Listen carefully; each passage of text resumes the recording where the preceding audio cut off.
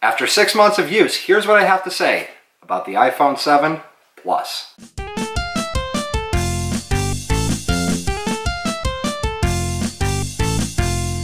Happy Monday, everyone, and welcome to My Tech Monday. Like I mentioned in the intro, I just hit the point of having the iPhone 7 Plus for 6 months, so I thought today I'd share with you 3 reasons why I like this phone and 3 reasons why I don't like it. Starting it off with the dislikes, coming in at number 3 is something that I've mentioned before, and since switching from the iPhone 6 to the iPhone 7, I feel that the service that Sprint is the carrier that I have for the phone, I feel like the service that goes into this phone is a heck of a lot slower than other phones that I had, especially going from the iPhone 6 to this. It seems like Sprint's network has slowed down to a snail's pace. Number 2 is something that's fairly new in the phones, and that is the 3D touch. The amount of pressure that you put on the phone to dictate whatever commands you're going to do or whatever options you're going to pick. My problem lies in the home screen and the ability to move or remove different apps that are on there. Back in the good old days, you just simply touch on an app. After a couple seconds, the thing would start violently shaking. You'd click the X or you'd drag it around to wherever you want it. Now,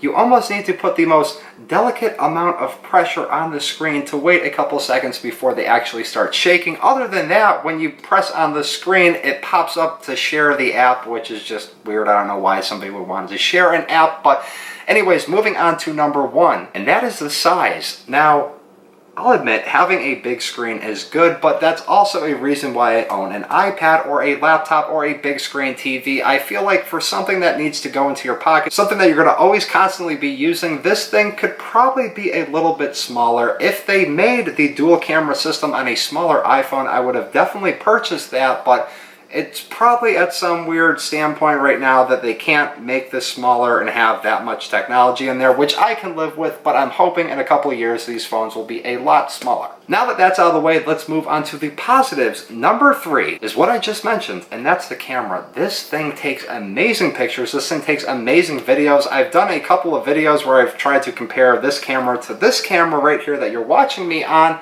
and it's very tough to decide a winner in the two of those. If you want to check that out, that's the link. Links down below as well. But moving on to number 2, and that is the battery life on this thing. This phone has an amazing battery life for the amount of usage that I put it through daily, and there's a couple of times where I'll forget to charge it during the night, or a couple of times where it will die on me during the day from heavy use, and that's where a backup battery pack comes in. But like I said, for the amount of use that this phone goes through, it's got a pretty good battery on it. Finally, the number 1 thing that I am most happy with about this phone is the speed of this phone. No, not the speed of the network that I'm on, but the speed of the phone itself, the speed that it switches between apps, the speed that it processes videos in iMovie, plays games, things like that. This thing is so much faster than the iPhone 6, so much faster than that very, very, very first iPhone that I ever owned. But those are just the 3 things that I like and dislike about the iPhone 7 Plus after owning it for half a year. If you agree with any of my choices, let me know by commenting down below. If you like this video, hit the thumbs up button. I'll see everybody on Wednesday for the season 4 finale of Adventure Wednesday.